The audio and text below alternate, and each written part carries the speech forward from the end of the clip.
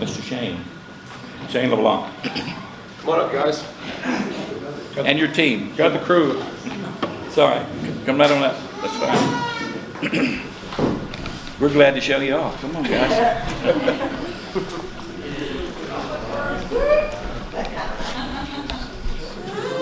Ready? Yes, ma'am.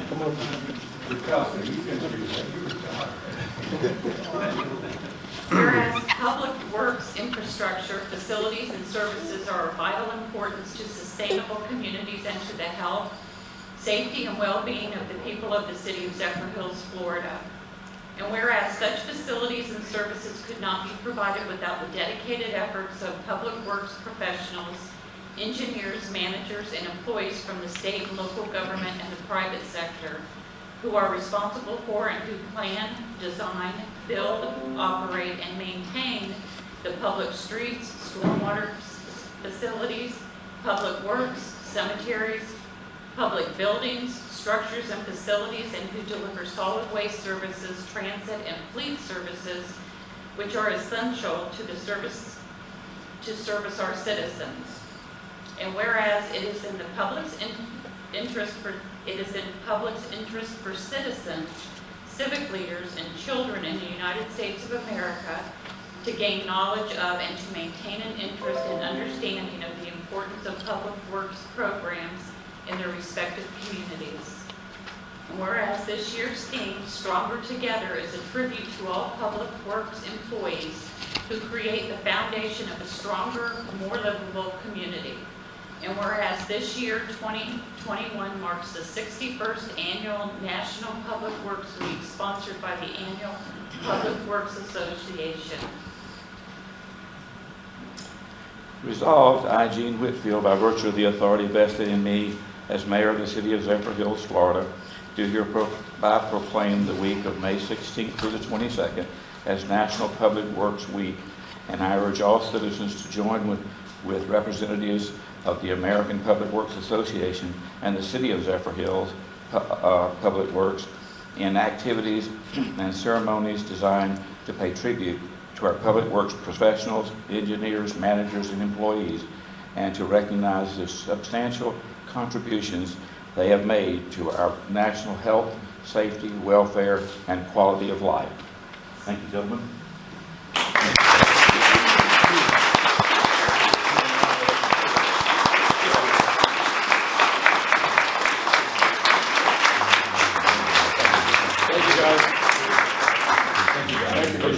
Yes, sir. Thank you. Appreciate it, gentlemen. Thanks, sir. Yes, we'll do that.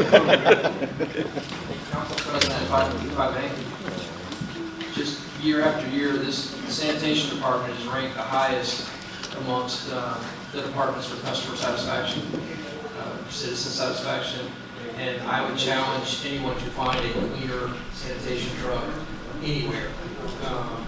These gentlemen take great pride in the city and working for the city, and they're a great face to our organization. Absolutely. Thank you.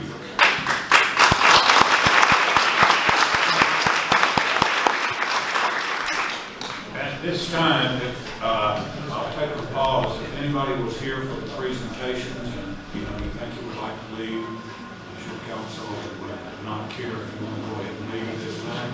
We greatly appreciate you coming up and showing your support. Thank you all very, very much. Thank you, Ms. Lana. You're the best.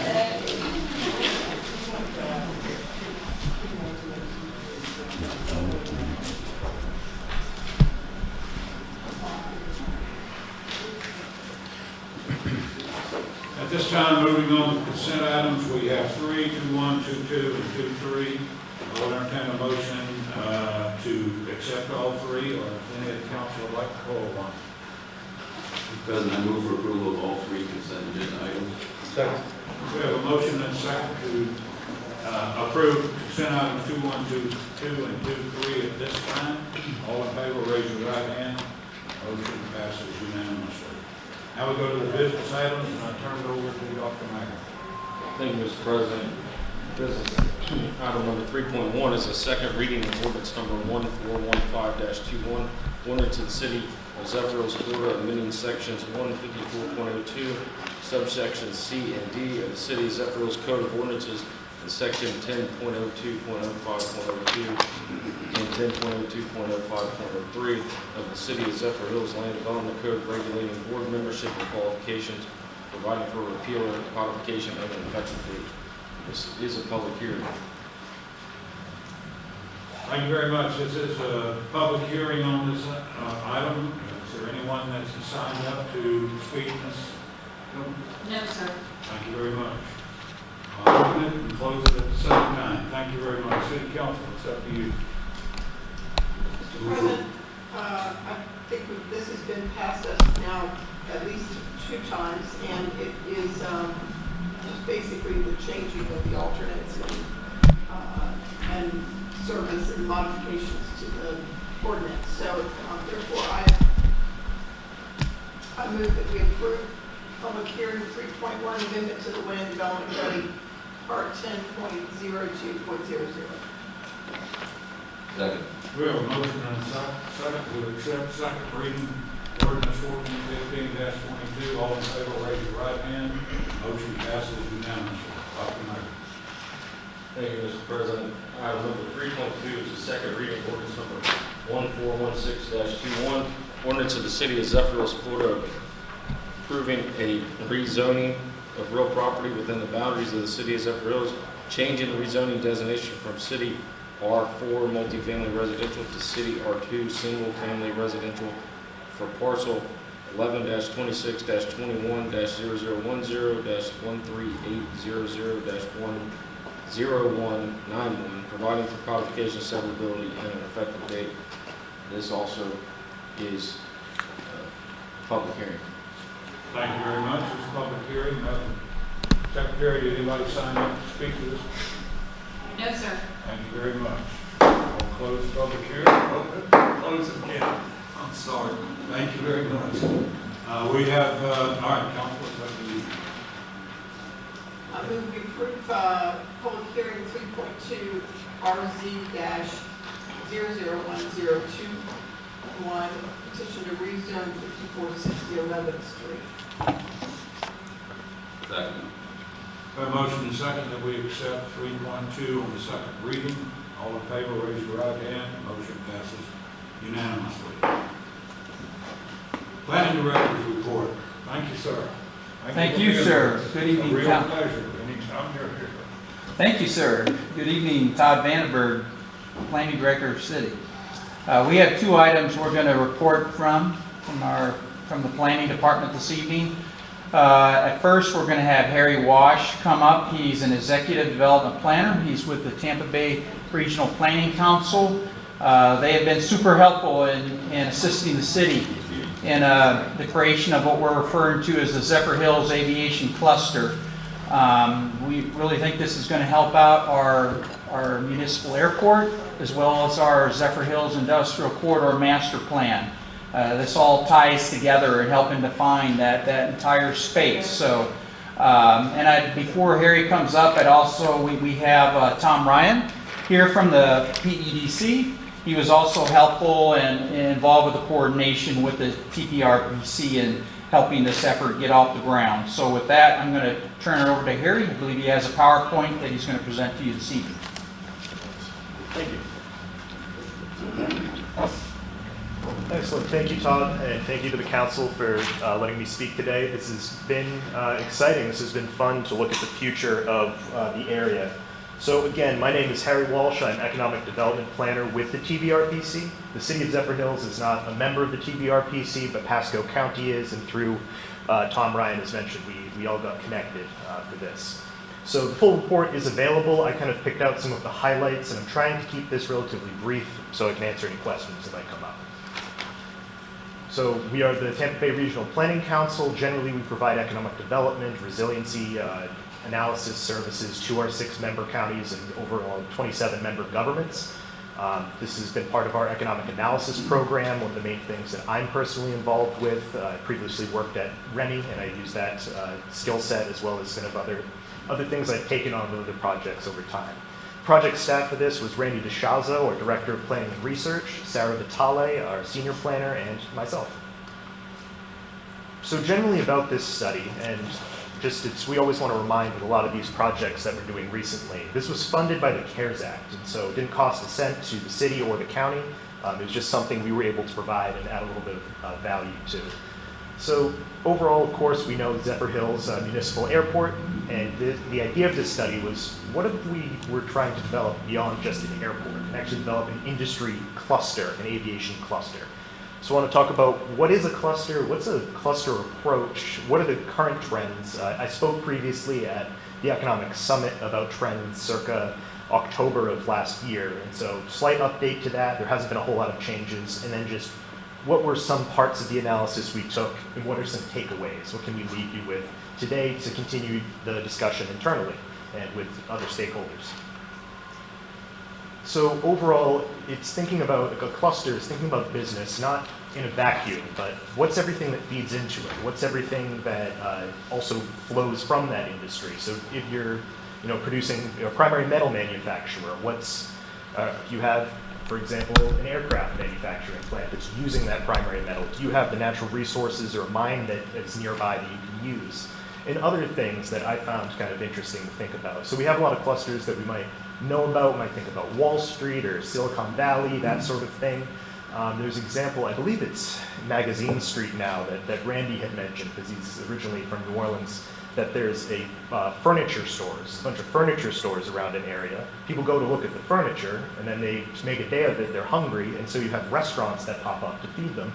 And then also, people come into the restaurants to then, and then they stop and go, hey, let's look at the furniture. So that's kind of a non-traditional idea of a cluster and how to develop like that.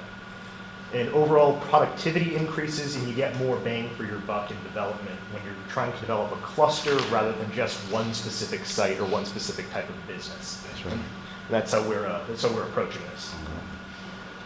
So here's some things we want to think about for building an aviation cluster. So what do you have? Well, obviously, do you have an airport? That's kind of important if you're trying to build an aviation cluster. So Zephyr Hills is doing a great job with that so far, of course. Do you have a metro area nearby that you can feed population from, you can get supplies from, that sort of thing? And is there a concentration of area-related employment, related employment in the area, And I'll pull up some examples about, even if you might not have that employment, there might be some signs that employment would be welcomed and supported by the area. And one of those things is, are wages very high, higher than you'd expect? It usually means people are willing to pay for this, and they probably support a bit more of it in the area. So let's just look at some existing conditions. So this was just talking about generally what happened, and it hasn't really updated, of course, because we're talking about the initial impact of COVID-19 and the related shutdowns on aviation. So obviously, people really stopped flying in March and April of last year. This really hit the aviation industry as a whole. It was mostly the commercial airlines and the manufacturers, but smaller airports, general aviation airports, were impacted.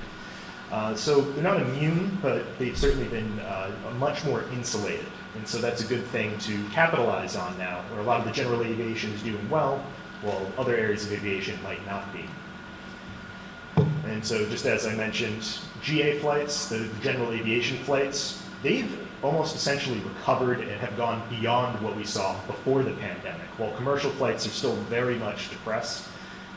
Aircraft manufacturing is down. It's been down for a while. There's been a lot of jobs lost, and it's looking like there's currently a glut of supply, and so there's probably not going to be a huge boost of manufacturing, even when these commercial airlines start buying back. But overall, general aviation, capacity doesn't need to expand necessarily, but we want to be looking a few years in the future, a decade, 2 decades in the future, and not just what does it look like exactly right now. So this was so we have looking at the beginning of 2020 through, this was September 2020, and I've looked at the numbers past this, and it's basically flatlined about the same. And so the blue line is all your commercial big airlines you're thinking about, and then the orange line is general and business aviation. That's private jets. That's when you can share some space on a private plane. That's pleasure craft, all that sort of thing. That, as you can see, went back up by basically June or July of last year. So that's been up, and this trend has basically continued through the end of 2020 into 2021. So now, with just some of that, let's actually look at the area we're in right now. So obviously Zephyr Hills, we're in eastern Pasco County. You know exactly where we are in the general Tampa Bay region.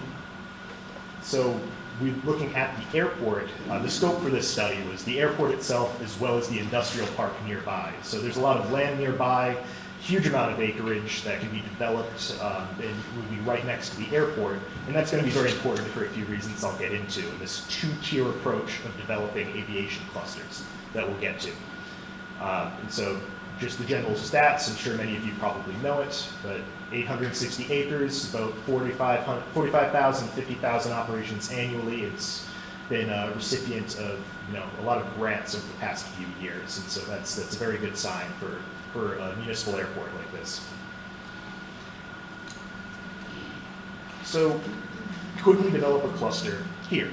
That was kind of the central question. What would it look like? What does it entail? Are we in a good spot? Are we in a bad spot? All that. So obviously there is an airport. That's a really good place to start. So you're not starting from just pure greenfield, nothing. So that's perfect. An industrial zone. So currently there's not a huge amount of industrial activity right around the airport, but there's a whole lot of space that hasn't been developed, and that has been, from what I understand, set aside basically specifically for development. And so that's a very good sign. You have a lot of the recipe for things here. So something to think about though is why are we talking about, you can build certain buildings, but we're talking about clusters. So what's it looking like in terms of a cluster? So let's look at something much larger, the much more developed aviation cluster, the Orlando metro area. So this is just a hypothetical. If you put $10 million of light aircraft sales into these two areas, into Pasco County as a whole or into the Orlando metro as a whole. And so the direct employment is very similar. And so you have the direct employment, that's everything related to aircraft, in this case, aircraft manufacturing.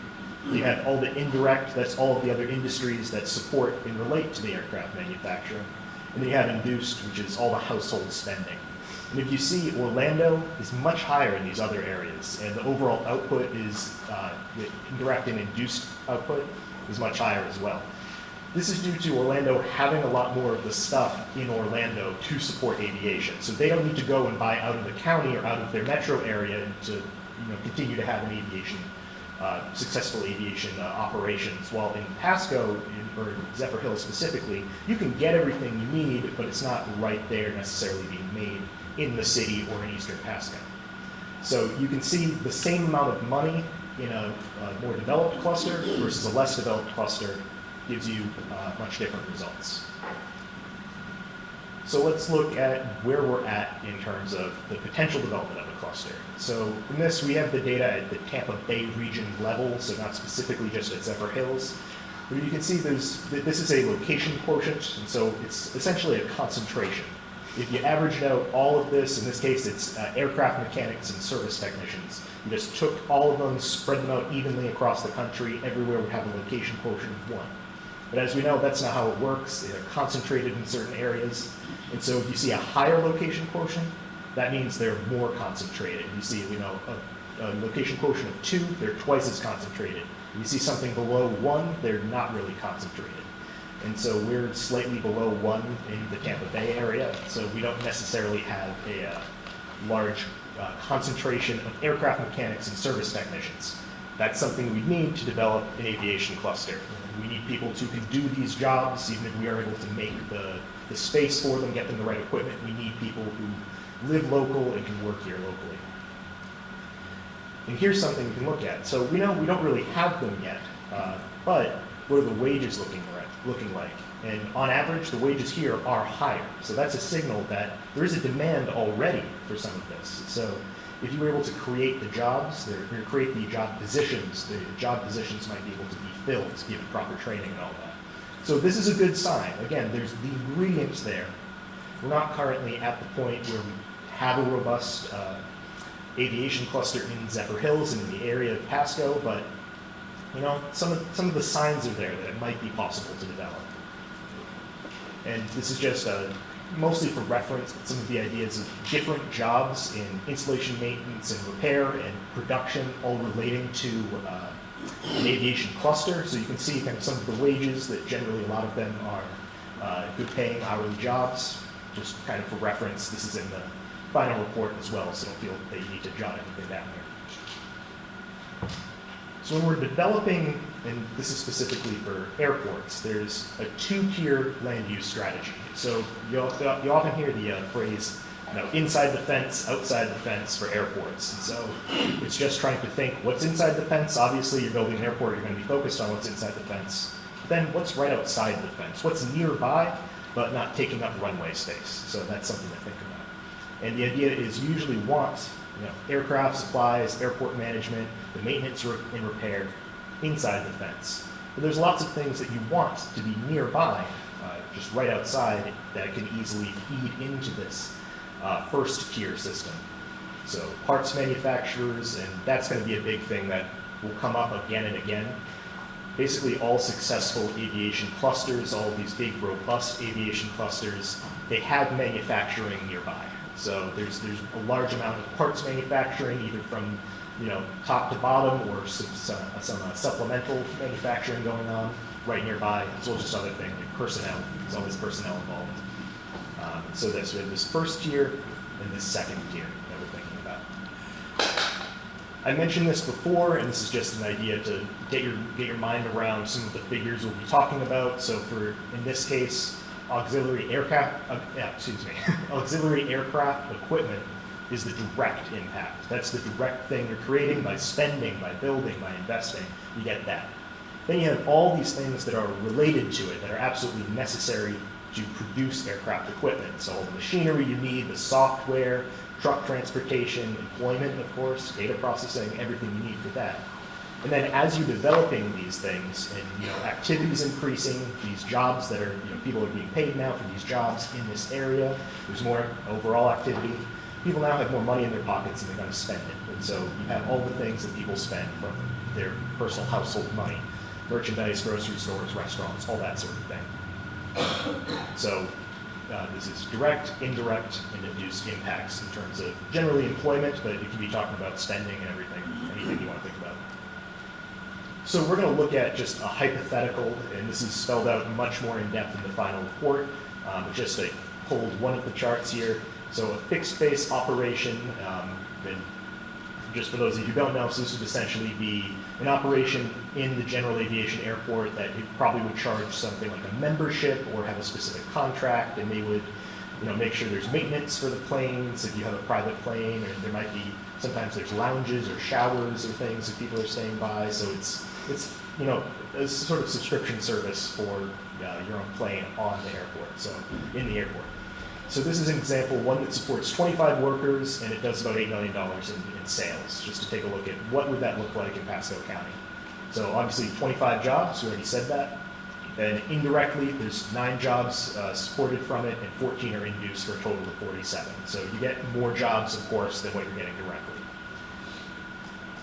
Now to look at an outside of the fence scenario, obviously we're going larger, so the impact will be larger. But you'll see a manufacturer investing $45 million in a big warehouse doing aircraft part manufacturing in Pasco. It creates a lot more indirect and induced jobs. And you can see here, so the total 167. But this is in Pasco as it exists right now. So obviously there's not a whole lot of airplane parts manufacturing going on right outside of Zephyr Hills or right in Zephyr Hills. So this is another example of, we looked at a place that was comparable in a lot of ways, but wasn't exactly the same, of course, was Duval County, where Jacksonville sits. And they have a much more developed aviation cluster at this point. And so we did the same thing, we put the same money in, and you can see the impact was nearly doubled, almost, just through putting the same amount of money in a more developed cluster. So this is the thing I really want to hammer in, is just you get further snowball effects if you invest in creating a cluster rather than just individual buildings that you go. So seeing this, there is currently, essentially one thing too, is there is currently a gap. So there's not, if someone's trying to start a manufacturing plant, aircraft manufacturing plant right now in Pasco, it's not necessarily going to make as much business sense for them as in a more developed area. And so that's something that is currently lacking in the value chain of development. factors. This is something the Brookings Institute did kind of a wide study on when is successful development, what does it look like when successful development happens? What are the factors? And so successful developments are focused on establishing a robust ecosystem, not just quick jobs gains, excuse me. 2, it's industry-driven, university-fueled, and government-funded. So private sector is really going to be leading the charge here with knowledge and research from informed universities and with support from state and local governments. So that's kind of the idea here, that it's private sector-driven generally. And they place, there's generally a placing of a collective big bet on unique opportunity. So it's the idea of going all in, fully committing, not doing a half step, but thinking about it and then going for it. And 4, that they're championed by passionate, dedicated leaders. That there's someone out there, there's a face to it, or several faces, and people are excited about it, and they're speaking to the public, they're speaking to investors, they're speaking to stakeholders. And 5, that it's anchored by a physical center. For some reason why it's there and not somewhere else. And so we wanted to bring up as discussion points for the city, probably points 2, 3, and 4 as most important, and that's something that you should think about as you're going forward with potentially exploring an aviation cluster. And then generally key takeaways. So Zephyrhills has the start of an aviation cluster, but there are gaps. And aircraft manufacturing is kind of the most noticeable gap compared to other aviation clusters. Look at Orlando, look at Duval County. They all have manufacturing nearby, so that's something to think about. And public and private convergence is needed for a cluster approach to development because clusters pay dividends. So I tried to keep that brief. Thank you, and feel free to reach out to me. I'll answer your questions right now. Afterwards, you think of something, feel free to email me, and we can make sure you can get a copy of the report as well. So thank you. Harry, that was excellent report. Council, you don't have any questions for Harry?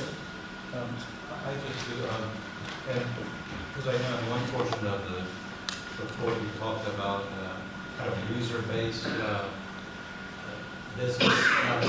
Would that be like somebody who has airplanes that people lease or part of a club? Is that what you were talking about? Or? Yeah, that's a form of it. And this type of thing too. I'm not a partner in one, or I don't have one, so I just go off what I've read. And yeah, it seems like that you can either own the plane and then you pay a little bit for housing, and you get other little perks and things if they make sure it's fueled up and maintained and all that.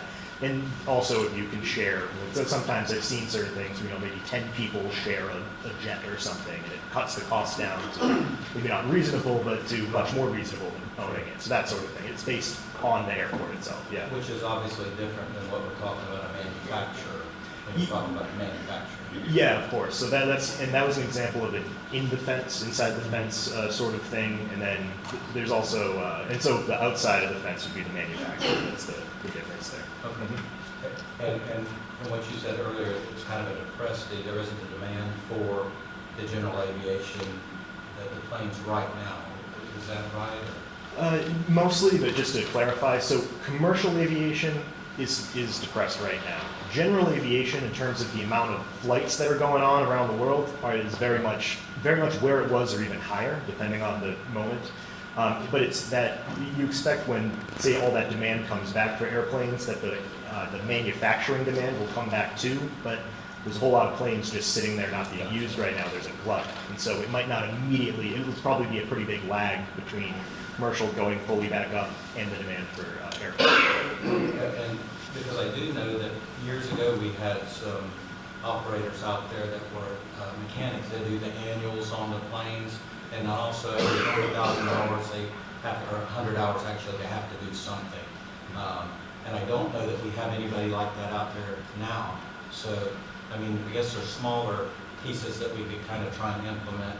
But, I mean, obviously it'd be great to get a manufacturer, but maybe we try for the little things first and build up to something like the manufacturer. Sure. But thank you, it's very informative. Great. Excellent. Yeah, so I'm curious, this study, I don't know when you started exactly, but did it take into consideration the runway extension project that we are currently undergoing at the airport? Or? I would say we note it, and we did. It's more of a, that is important.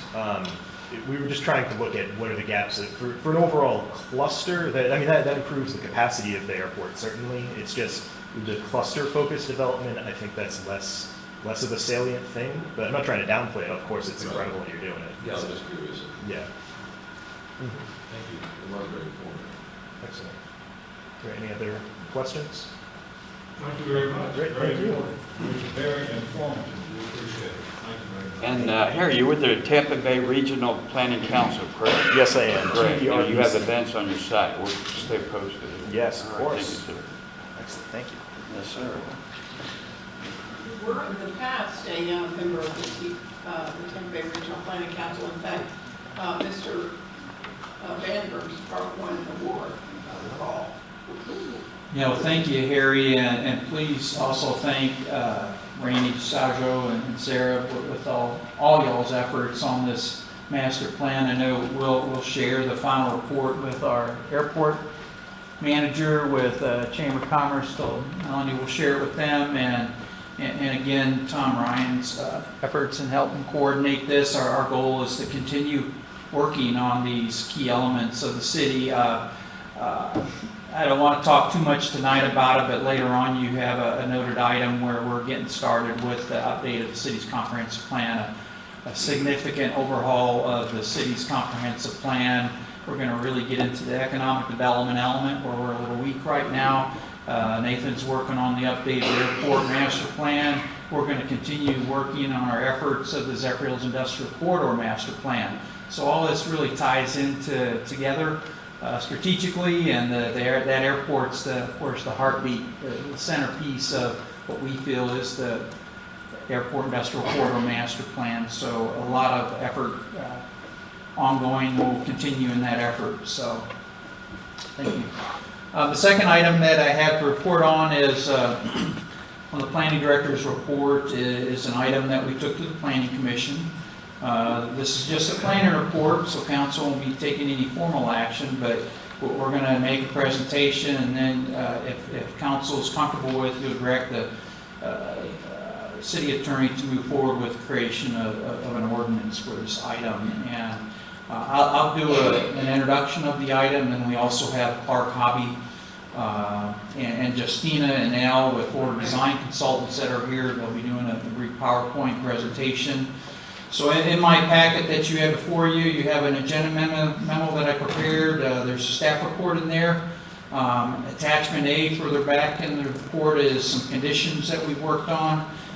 There's a land use equivalency matrix that we'll talk about in the presentation. And there's the proposed PD master plan. That's what's being presented tonight, and that's up on the screen. You can see that right now. I'm just going to go over some brief points of the memo that I have in front of you. You can see we got started with this back in 2004, so this has been going on for quite some time. It's been a couple iterations of this PD master plan back. You see in the presentation there the different years and different ordinances where we've made some modifications, but presently, right now, we're looking at in what's referred to as the Gagney PUD Master Plan. This is we're almost look at it as a rezoning. They're proposing some changes on the south side of Chancey Road. The property is bordered by Chancey Road, both sides of Chancey Road, on the east side of State Road 39. And it's really only the south side east of the intersection. The area of the north side, we're not proposing any changes. And there's still commercial tract of land at the southeast corner of Chancey Road 39. Nothing's changing there. But originally, on the remainder of all that property in the south side of Chancey Road, that was originally approved for all multifamily apartments, couple hundred units. And you know, as we of course move forward, the industrial corridor master plan, one of the things we talked about is the opportunity to provide some workforce housing. So the owners had this land for a long period of time.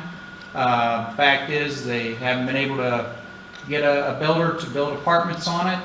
So they came to us and requested a PD amendment, and how we felt about an amendment to this plan to show not only just apartments, but to have a mix of some single-family residential and multifamily. So that's what we're going to share with you tonight.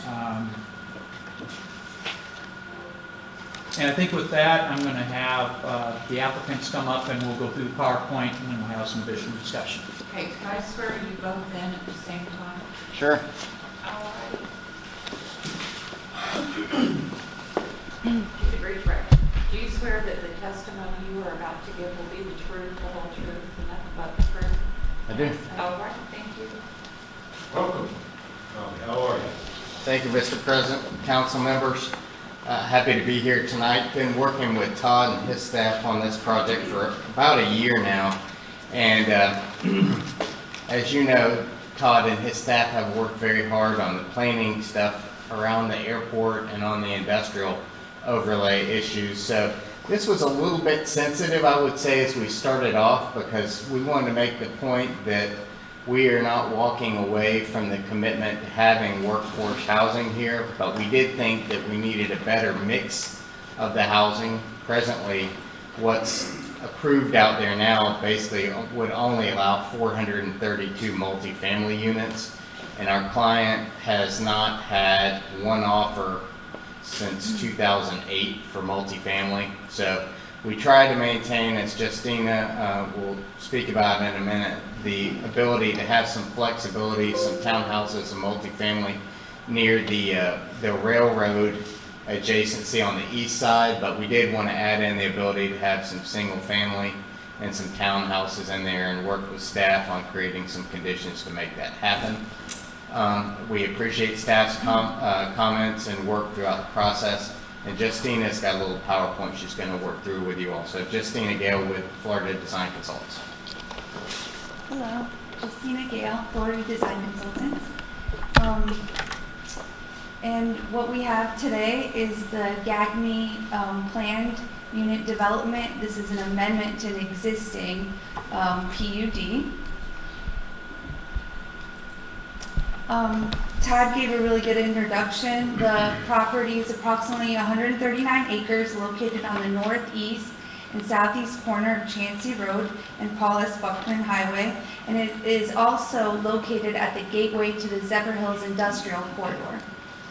Currently approved is the PUD, and it's more of an intense PUD. It has approximately 220 single-family homes, 126 townhomes, 432 multifamily units, and 275,000 commercial. And what's proposed today is a less intense development. We have the mixed use section to the north of Chancey, which is 150,000 square feet of mixed use. Some neighborhood commercial at the corner, approximately 25,000. And we're down for the multifamily and townhomes to only 80 units now, and 138 units for single families, which will consist of 40-foot and 50-foot wide lots. So this is a lot less intense, and it will put less trips on the roadways around. And the allowable uses, as I already explained, are single-family, multifamily, neighborhood, commercial, office, and mixed use. And that mixed use will allow for hotel, office, and industrial flex space. So the proposed GAGME PUD incorporates the right mixes of support for the gateway to the Zephyrhills Industrial Corridor.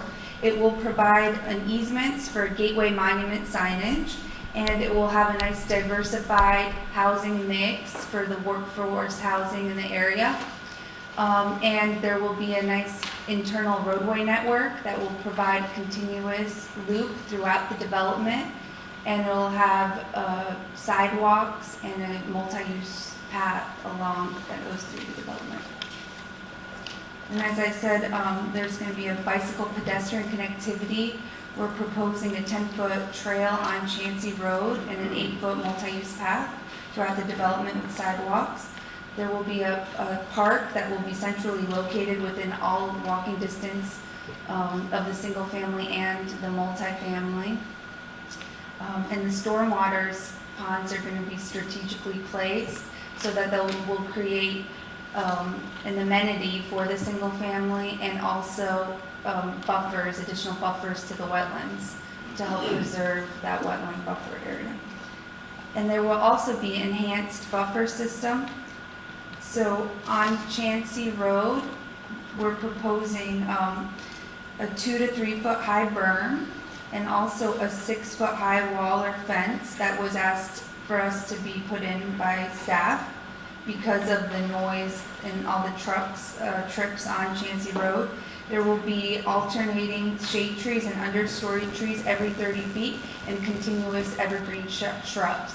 Along the east part of the development, there is the railroad, the CSX railroad.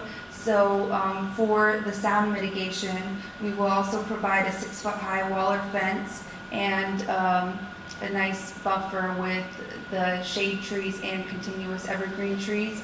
And also to the western property line, it will be the same type of landscape buffer as well. And that's it for my presentation. If there are any questions, thank you very much.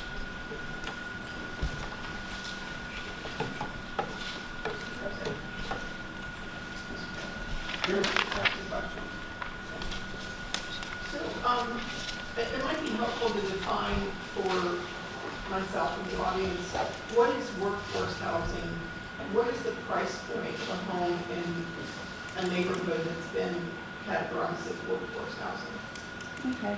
So what we are proposing are 40 to 50 foot lots. So there are smaller homes. And then I think Al's here from Florida Design Consultants, and he might know more about the price point because you've been talking with the developer. This is Clark Hobbigan. I don't know that we have the price points, and I would say that's a little fluid in the market we're dealing with now, as you're well aware of. Prices are skyrocketing, but the thought here was that if we had some smaller lots in townhouses, we think we can serve the same need for people who might work in the area in the industrial corridor as the multifamily without just having a multifamily product. That was the thought. Okay.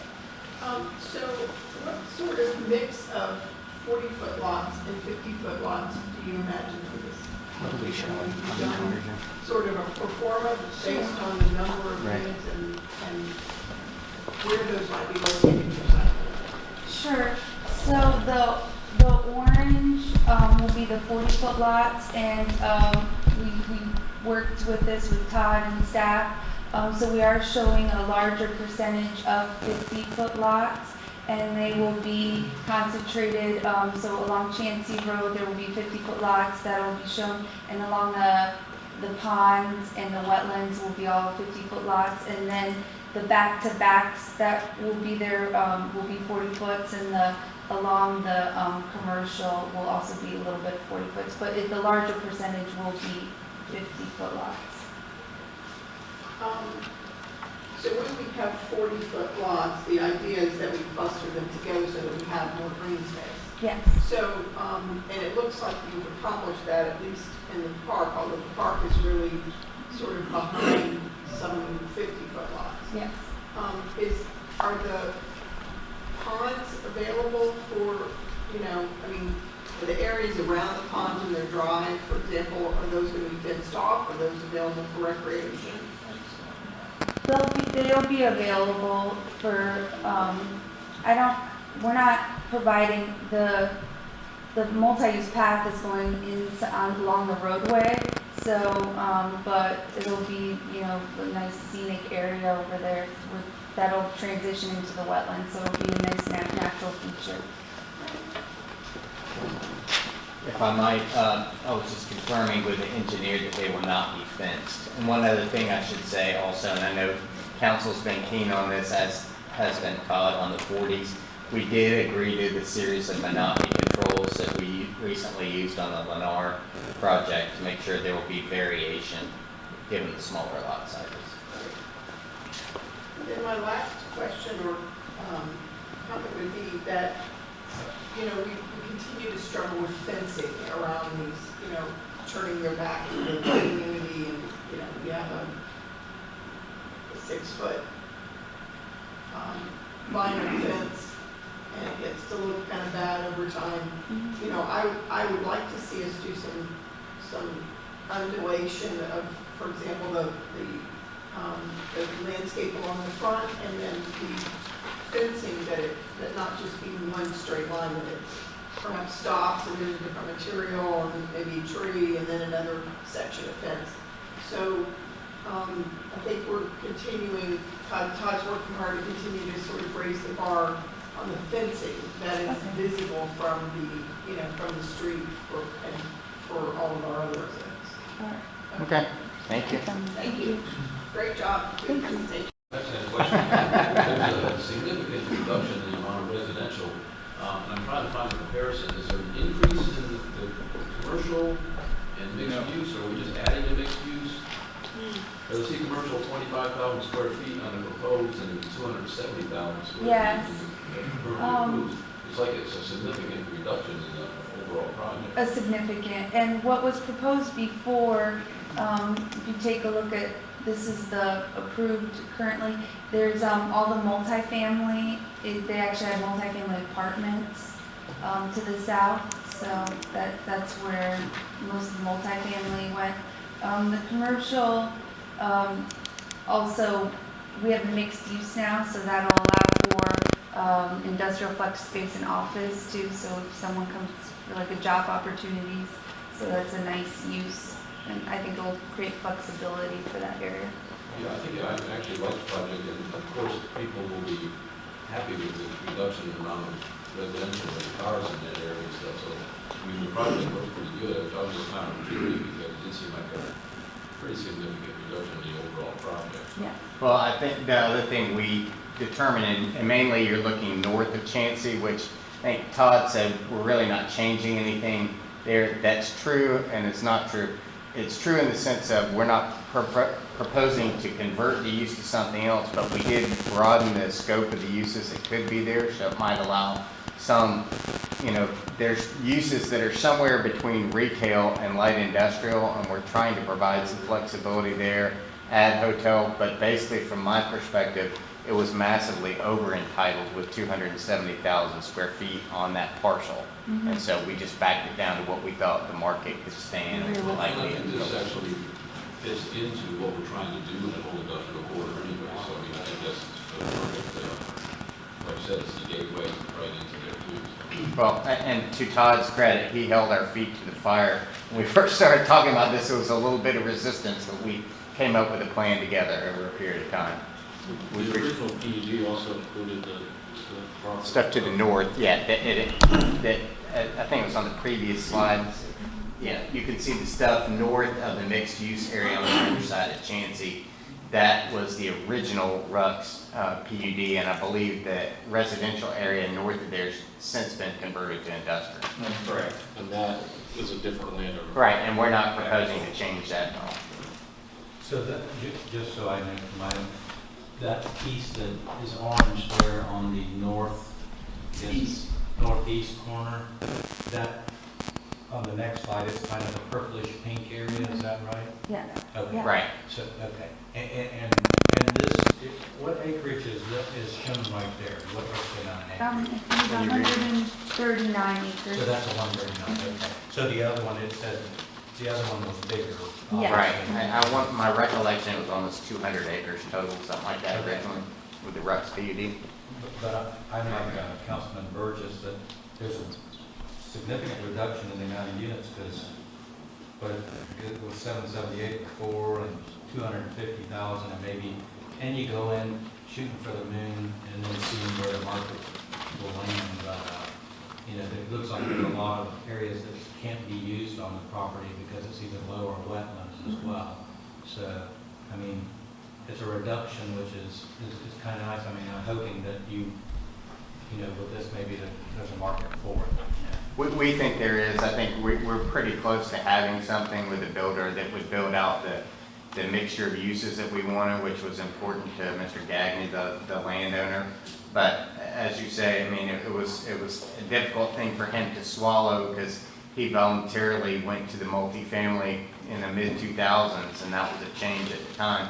But it just did not bear out that this location is there yet. And 15 years from now, it might be, but it's still not there now. They haven't had one offer, and even with this run-up in the market.